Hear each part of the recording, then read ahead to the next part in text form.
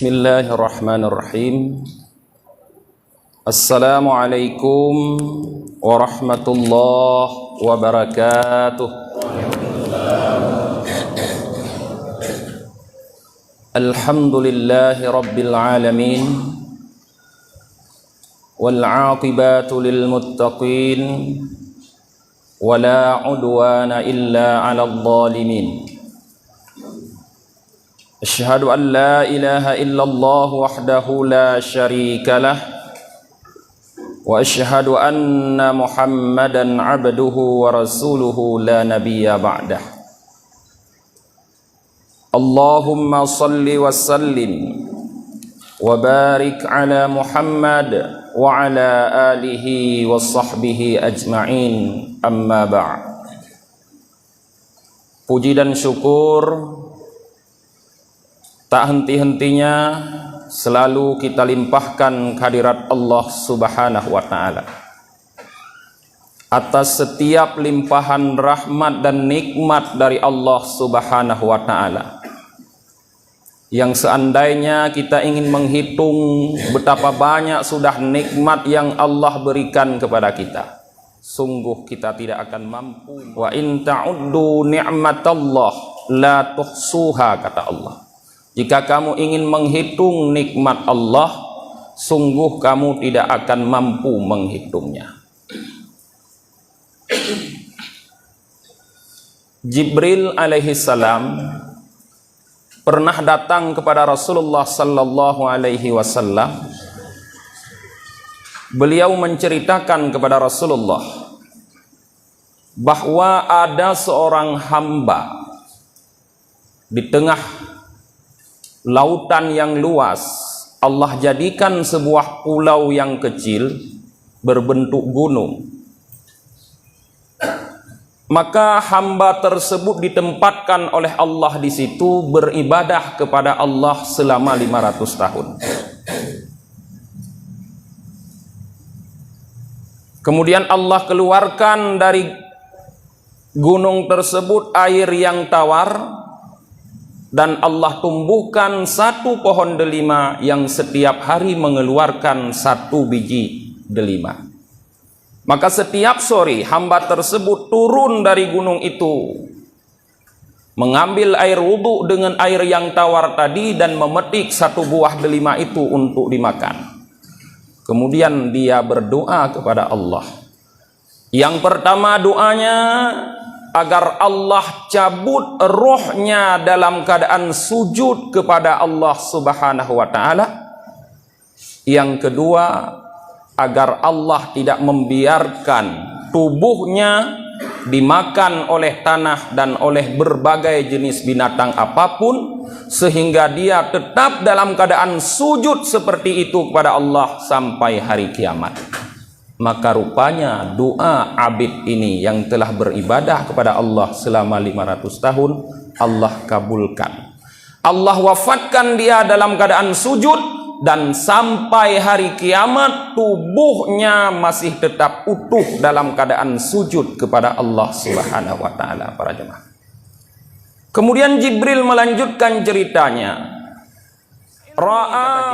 Aku melihat di dalam ilmu, kata Jibril, maknanya di dalam Lauh Mahfuz, bahwa apabila hari kiamat telah terjadi, hamba tersebut Allah perintahkan untuk masuk surga.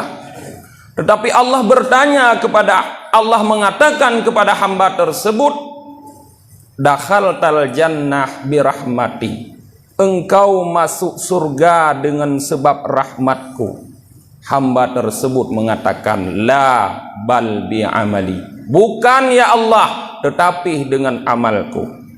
Maka Allah perintahkan para malaikat untuk menimbang, menghisap amalnya dengan nikmat-nikmat yang telah Allah berikan kepadanya. Ternyata di saat seluruh nikmat Allah diperhitungkan dan amalnya selama 500 tahun itu pun diperhitungkan, rupanya amalnya itu hanya mampu untuk menutupi nikmatul basar, nikmat penglihatan yang Allah berikan kepadanya, para jemaah. Sehingga Allah perintahkan para malaikat untuk membawanya ke neraka. Di saat dia dibawa oleh para malaikat ke neraka, dia baru berkata, "Ya Rabbi, udkhiltul jannah, dimasukkan aku ke dalam surga birahmati, dengan sebab rahmatmu." Kemudian Allah perintahkan hamba tersebut untuk kembali dimasukkan ke neraka. Cerita ini para jemaah menggambarkan kepada kita betapa sedikitnya amal kita yang telah kita lakukan kalau dengan amal itu kita ingin membayar nikmat yang Allah berikan kepada kita. Tidak akan ada orang yang sanggup membayar nikmat Allah Subhanahu wa ta'ala. Para jemaah yang dirahmati oleh Allah, kemudian salawat dan salam selalu kita sampaikan kepada junjungan kita Nabi Muhammad sallallahu alaihi wasallam, kepada keluarga dan para sahabat beliau sekalian. Yang kami muliakan Abi Imam Syekh Masjid, para alim ulama, guru-guru kami, orang-orang tua kami, dan seluruh jamaah subuh yang dirahmati oleh Allah Subhanahu wa ta'ala. Hadirin jamaah subuh yang dirahmati oleh Allah Subhanahu wa ta'ala. Ada sebuah hadis yang dikeluarkan oleh Imam Muslim di saat khatib atau penceramah saya membaca hadis tersebut, saya tertarik dengan hadis tersebut. Di mana dalam hadis tersebut Rasulullah sallallahu alaihi wasallam mengatakan,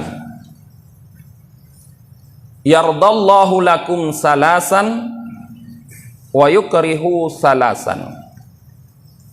Ada 3 hal yang Allah ridha, Allah suka kepada kita, dan ada pula 3 hal yang Allah benci pada diri kita, para jemaah. Yang kemungkinan besar setiap hari kita melakukan ini, para jemaah. Kita tidak tahu apa yang diridai oleh Allah di dalam kehidupan kita, dan kita pun tidak menyadari apa yang dibenci oleh Allah di dalam kehidupan kita. Kita melakukan sesuatu tanpa dasar ilmu pengetahuan, sehingga setiap hari kadang apa yang kita lakukan itu termasuk perbuatan yang dibenci oleh Allah Subhanahu wa ta'ala. Dalam hadis ini Rasulullah menyebutkan, "Yarda lakum", Allah ridha untuk kalian. Yang pertama sekali adalah bahwa kalian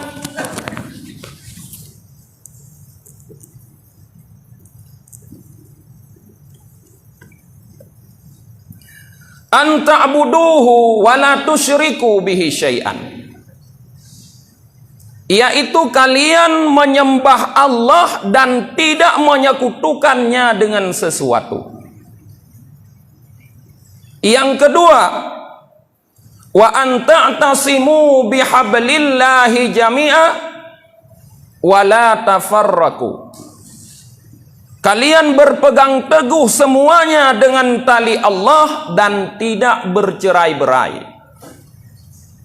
Yang ketiga yang diridai oleh Allah kepada kita, wa antanasahu mawalahullahu amrakum, kalian memberi nasihat kepada orang-orang yang Allah berikan kekuasaan kepada mereka untuk mengurusi urusan kalian.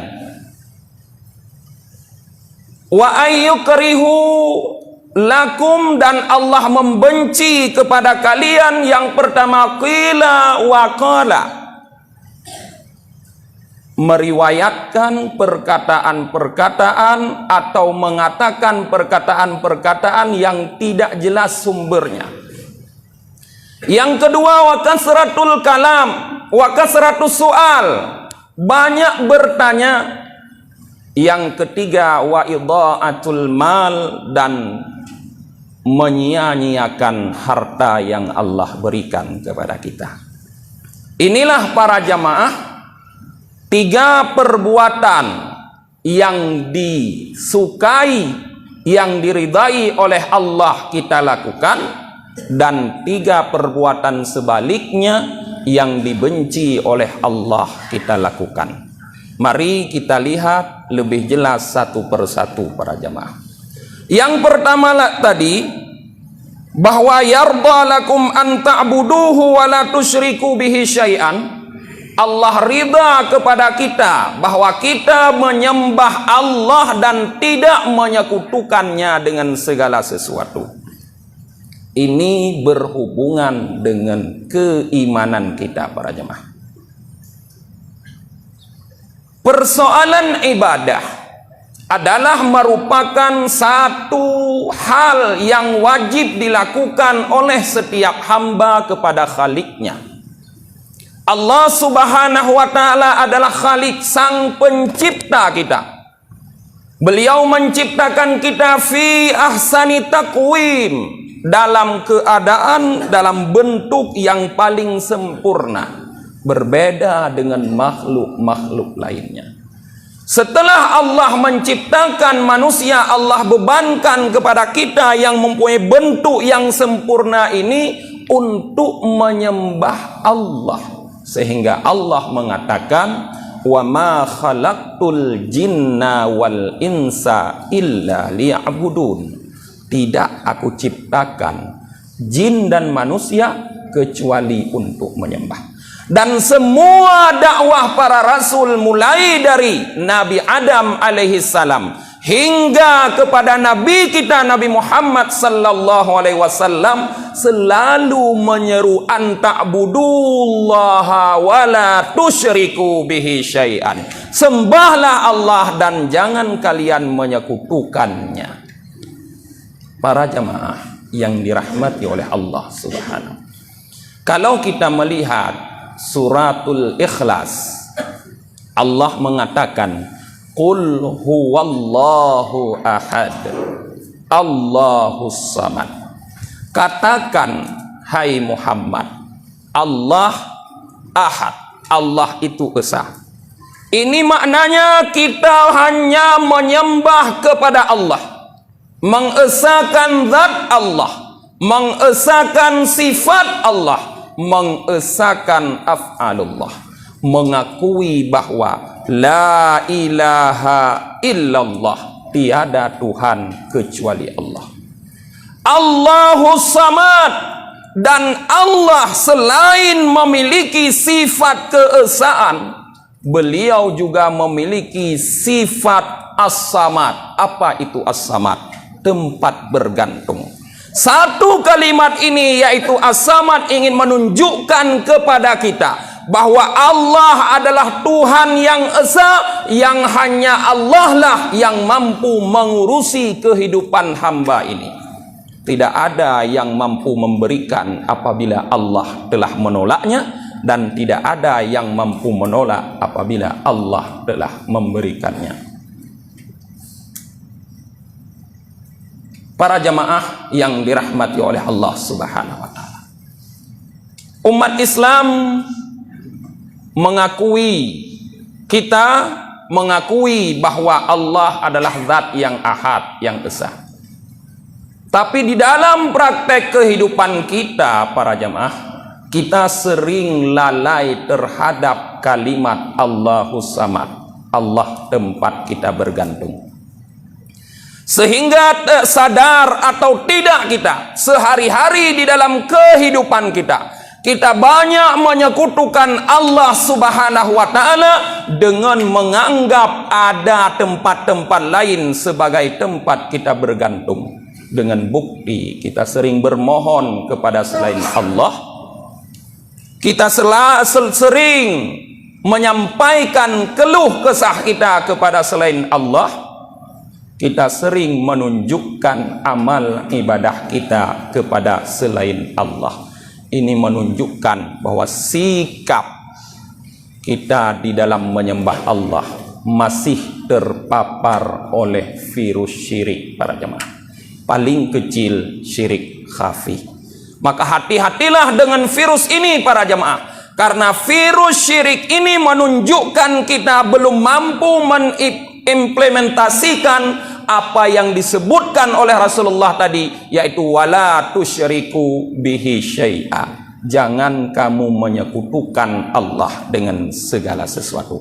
Padahal Allah tidak meminta itu. Allah tidak meminta kita menyembahnya, tapi kita tidak membersihkan iktikad kita daripada syirik kepada Allah Subhanahu wa taala. Wa ma umiru illa liya'budullaha mukhlishina lahuddin, kata Allah. Tidak kuperintahkan kalian, kata Allah, kecuali untuk menyembah Allah mukhlishina lahuddin, membersihkan, menjernihkan agama tauhid kita hanya kepada Allah Subhanahu wa taala. Inilah perbuatan yang pertama sekali diridai oleh Allah kepada kita. Mampu kita meyakini ketuhanan Allah dengan sifat yang bersih daripada kesyirikan. Kemudian kita benar-benar menyembah Allah Subhanahu wa taala. Sehingga makna kalimatul ikhlas, la ilaha illallah, la ma'budun, la ilaha ma'budun bihaqqin illallah, tidak ada Tuhan yang disembah dengan sebenar-benarnya kecuali Allah, telah mampu kita wujudkan di dalam kehidupan kita sehari-hari, para jemaah. Kemudian yang kedua, para jemaah, Allah ridha kepada kita, yaitu wa anta tasimu bihablillahi jami'a wa la tafarraqu. Kita berpegang teguh dengan tali Allah. Semua kita menyatu, bersatu hanya pada satu tali. Disitulah kita berpegang, hablillah, tali Allah. Dan kita tidak boleh bercerai-berai. Maka sikap bercerai-berai dalam berbagai macam keadaan adalah merupakan sikap yang sangat dibenci oleh Allah. Bukankah Rasulullah pernah mengatakan, satafarraku ummati min ba'di salasata wa sab'ina firqah, akan bercerai-berai, akan terpisah-pisah, akan terkelompok-kelompok umatku nanti setelahku menjadi 73 kelompok. Kulluhum finnar illa wahidah. Semua akan masuk neraka, kata Rasulullah, kecuali satu, yaitu ana wa ashabi alaihi, yang aku dan para sahabatku berada di atasnya. Maka marilah para jemaah yang dirahmati Allah, jangan jadi kita orang yang bercerai-berai seperti prediksi Rasulullah sallallahu alaihi wasallam, karena Allah sama sekali tidak suka kepada orang yang bercerai-berai. Allah suka kepada orang yang bersatu, berpegang semua kepada talinya, yaitu Al-Qur'anul Karim, yang semua kembali kepada Al-Qur'an. Wa in tanaza'tum fi syai'in farudduhu ila Allahi wa rasulih. Apabila kalian berdebat, apabila kalian berselisih paham tentang sesuatu, kembalilah kepada Allah dan Rasulnya. Ingatlah para jamaah, jangan furu'iyah daripada agama kita, bahagian cabang-cabang kecil daripada agama ini, persoalan ibadah memisahkan kita. Tidakkah kita ingat para jamaah bahwa kita memiliki keimanan yang sama, bahwa kita mengakui ketauhidan Allah Subhanahu wa taala, bahwa kita menyembah Tuhan yang sama. Kenapa kalimah yang mampu mempersatukan umat jahiliyah yang dahulu, yang mereka sebelum datangnya Islam, seperti kata Allah, wadhkuru idh kuntum a'da'a, ingatlah ketika dulu kalian saling bermusuhan. Orang-orang jahiliyah dulu semasa Islam belum datang, belum masuk kepada mereka, mereka saling berperang antara satu kabilah dengan kabilah yang lain, sehingga tercipta kehidupan yang penuh dengan ketakutan, yang penuh dengan keresahan, jauh sekali dari kata-kata aman dan damai. Kenapa? Kalimah yang datang kepada mereka kemudian, yaitu kalimah la ilaha illallah, tiba-tiba mampu membuat mereka bersatu padu. Orang-orang yang semulanya menjadi musuh atau bermusuhan tiba-tiba dengan sendirinya langsung menjadi saudara, lebih kuat daripada saudara sekandungan para jemaah. Tapi kenapa kita yang tidak pernah merasakan zaman jahiliyah, tapi terlihat sekarang seperti kehidupan jahiliyah, tidak mau bersatu hanya pada tali Allah? Masing-masing ide fanatik dengan idenya masing-masing para jemaah. Ini yang sangat kita sayangkan. Sebenarnya kalau kita ingin mengkaji, melihat lebih jauh, mempelajari sejarah para jemaah, inilah yang diinginkan oleh musuh Islam. Mereka memang sengaja menciptakan kelompok-kelompok di antara sesama kita, membangkitkan ide-ide permusuhan terhadap sesama kita. Dengan terbentuknya kelompok-kelompok kecil di antara kita, maka mereka mudah untuk membasmi kita karena kita sudah menjadi kelompok kecil. Tengku na pernah tengku kalian uno menyo uno jipo sabah umpung so yang payah plung uno pu katanya. Kalau tawon keluar secara bersamaan tengku, kita harus lari, tidak mungkin kita melawan.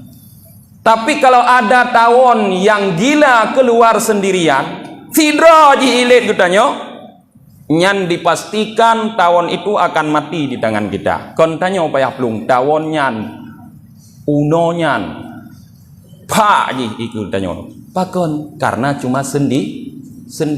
Dan Rasulullah, para ulama juga mengatakan bahwa serigala itu tidak akan menerkam kambing yang berkelompok. Dia menunggu kambing itu terpisah dari kelompok, baru dia menerkamnya. Maka oleh karena itu, wa'tasimu bihablillahi jami'a wa la tafarraku. Bersatulah kita semua, berpeganglah kita semua dengan tali Allah, kepada Al-Quran dan Sunnah Rasulullah Sallallahu Alaihi Wasallam, kepada akidah yang sama, yaitu akidah Ahlus Sunnah wal Jamaah, walaupun ada beberapa perselisihan di antara kita pada hal furu'iyah para jemaah. Jangan semua itu membuat kita berpecah belah. Inilah yang kedua yang rupanya yang diridai oleh Allah kepada kita, yaitu bersatu kepada tali Allah dan tidak menciptakan perpecahan. Yang ketiga para jemaah yang disukai oleh Allah kepada kita, yaitu wa antanasahu mawalahu amrakum. Kita memberi nasihat kepada orang-orang yang Allah serahkan urusan kita kepada mereka. Siapa orang ini para?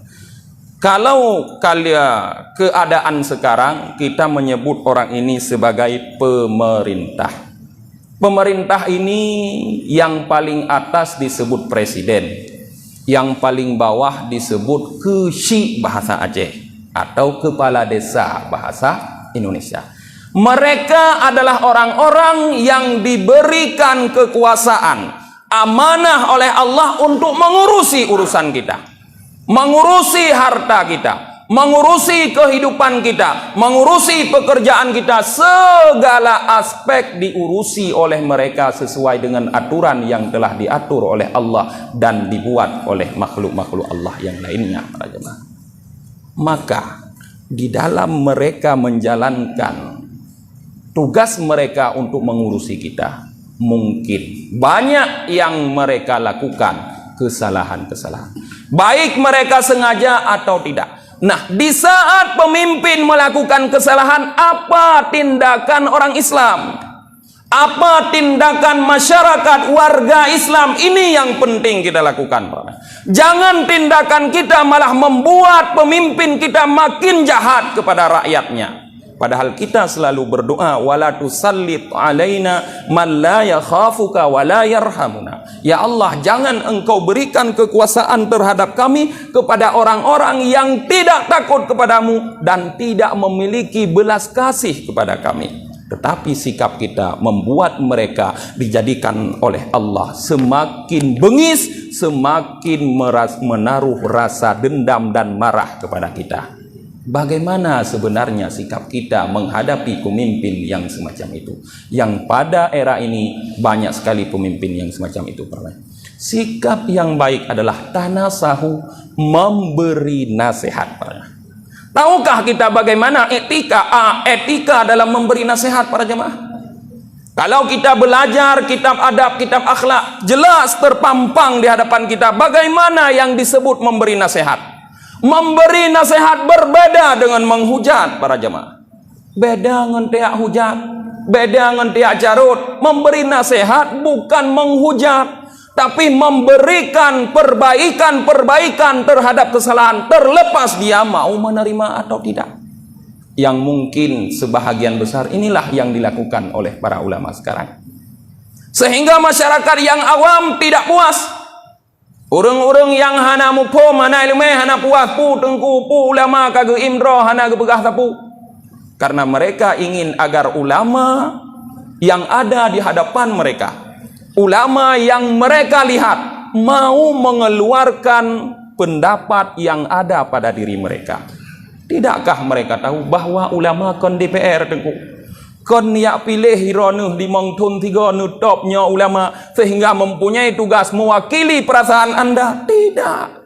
Ulama tidak mewakili perasaan kita, tapi ulama mewakili Rasulullah sallallahu alaihi wasallam. Al ulama'u warasatul anbiya. Terlepas kita senang atau tidak, terlepas kita suka atau tidak, ulama bertugas memberi nasihat, bukan menghujat penguasa. Nyo yang penting niku. Karena katanya legino bersikap menghujat daripada memberi nasihat. Padahal sikap menghujat ini yang kita lakukan hanya akan menimbulkan persoalan yang tidak disukai oleh Allah, yang bertentangan dengan yang disukai oleh Allah pada yang poin kedua tadi, yaitu tafarraku, berpecah belah. Pakan keadaan umat Islam bak getanyo tengku di Indonesia lagi nyo karena urajeh na kampret ngencebong tengku, maka samping orangnya lagi nyo kanyo gurelnya karena na kampret ngencebong sampai urangnya hana gadah istilahnya. Toh yang pegot istilahnya, maka dipastikan dia akan bertanggung jawab di hadapan Allah Subhanahu wa taala kelak. Karena dialah yang menyebarkan permusuhan di kalangan sesama Islam, dan dialah yang mengajarkan kepada umat Islam untuk menghujat para pemimpin. Tugas kita, saya kembali lagi para jemaah, bukan menghujat tapi memberi nasihat. Yang terakhir, kemudian wa yukrihu lakum, dan Allah benci bagi kalian.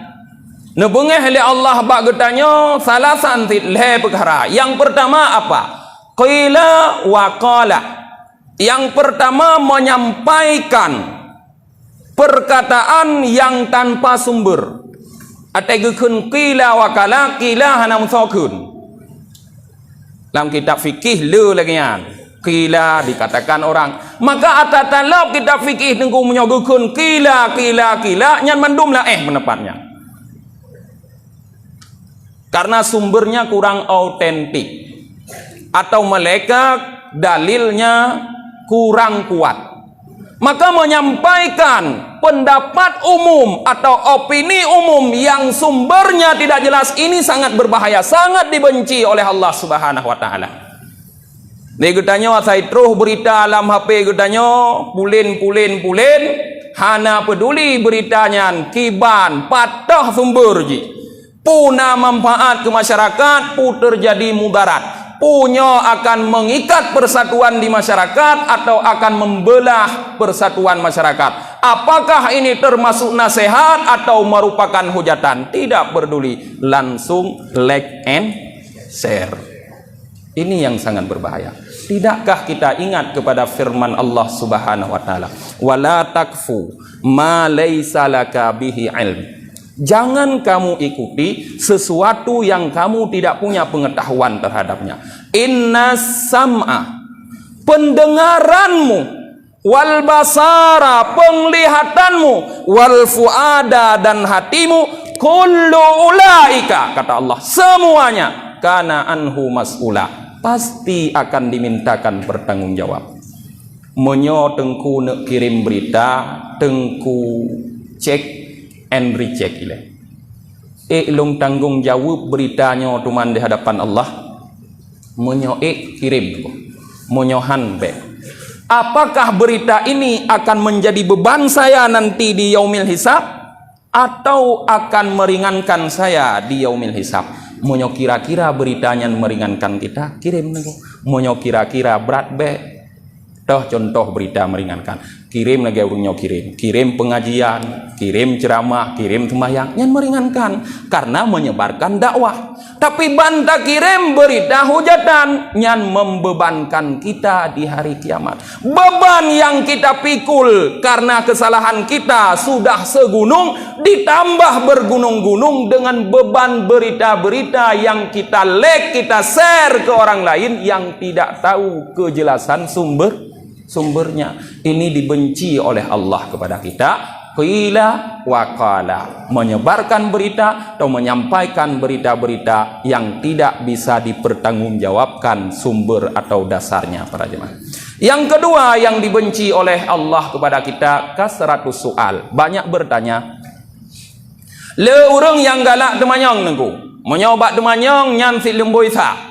Tetapi bak meamai bu'a alaihim, menyobat saja. Nah tambah alaihim lah. Padahal biasa alaihim yang ke God, tapi nyoba bak hana God, tambah alaihim, bu'a alaihim, menyoba pegah haba, menyoba temanyang, gopnya nemboi sa nang kawan, sang ti urung paling carong, tak kalan letat pendapat, letat pegah lagi. Tapi banta kalian bak pengamalan sangat tidak ada. Sangat dibenci oleh Rasulullah, banyak bertanya apabila tidak untuk mengamalkan. Monyo nenek temanyang bunuh temamai nengko. Karena ilmu yang kita dapatkan dari bertanya itu, tanpa kita beramal kepadanya, hanya membuat kita makin jauh kepada Allah Subhanahu wa Ta'ala. Hanya membuat kita semakin dibenci, semakin dimarah oleh Allah Subhanahu wa Ta'ala. Kita jangan merasa bangga dengan merasa senang dengannya banyaknya ilmu yang ada di dalam diri kita. Tetapi ilmu itu tidak dibarengi dengan beramal, melakukan amal saleh. Sebaliknya juga demikian, para jemaah. Jangan merasa bangga dengan amal yang kita lakukan tanpa ada ilmu sedikit pun pada diri kita. Karena amal pun apabila tanpa didasari oleh ilmu pengetahuan, mardulah la tuqbal. Kullu amalin bi ghairi ilm fa'amaluhu mardudatun la tuqbal. Setiap amal yang tanpa didasari oleh ilmu, maka amal itu ditolak, tidak diterima. Maka menyeimbangkan sikap mutawasid di dalam belajar dan beramal itu harus ada. Makna mutawasid apa, para jemaah? Seimbang antara ilmu dengan amal. Setiap bertambah ilmu, bertambahlah amal kita. Setiap ilmu kita bertambah, bertambah pula amal kita. Setiap amal kita bertambah, bertambah pula ilmu kita. Selalu amal dan ilmu itu berjalan bersama, tidak boleh terpisah. Yang ketiga, karena waktu sudah agak terlambat, yaitu idha'atul mal, menyia-nyiakan harta. Harta adalah merupakan amanah Allah Ta'ala kepada kita. Bahkan juga amanah manusia yang menjadi pegawai pemerintah, bekerja di kantor pemerintah atau pemerintah-pemerintah, setiap tahun dikucurkan harta masyarakat, ya kan? Dalam bentuk APBN, dalam bentuk APBA, dalam bentuk APBK, dalam bentuk APBG, harta. Apakah harta yang telah diberikan oleh Allah kepada kita, yang telah dikucurkan oleh pemerintah kepada kita, tidak akan dipertanggungjawabkan? Tidak. Harta di dunia saja diminta pertanggungjawab. Bulan 11 sampai bulan 12 sibuk kurang yang mat-mat harta. Malam hana gua rumah ikan tu.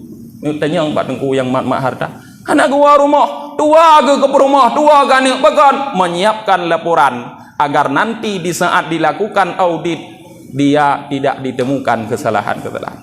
Betapa takutnya kita mempertanggungjawabkan harta yang dititip oleh manusia yang akan diperiksa oleh pengaudit di dunia. Tetapi kenapa lupa kita, para jemaah? Takut harta yang Allah titip itu akan diaudit oleh malaikat-malaikat Allah nanti di yaumil hisab. Kejut anak.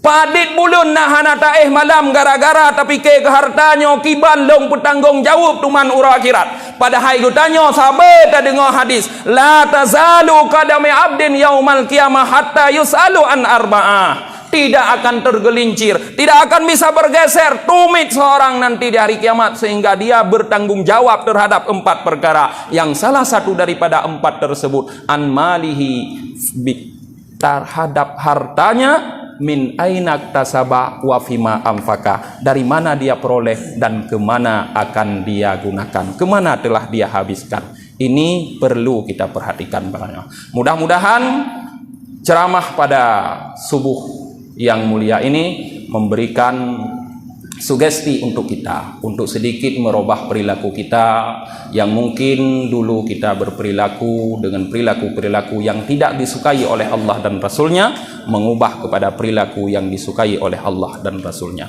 Carilah keridaan Allah walaupun manusia benci kepada Anda, karena kalau Allah sudah ridha kepada Anda, Allah akan buat semua manusia ridha kepada Anda. Tapi kalau Allah sudah benci kepada Anda, walaupun Anda disukai oleh manusia, pada akhirnya Allah akan buat manusia itu benci kepada Anda semua. Hadanallah wa yakum ajmain. Assalamualaikum warahmatullahi wabarakatuh.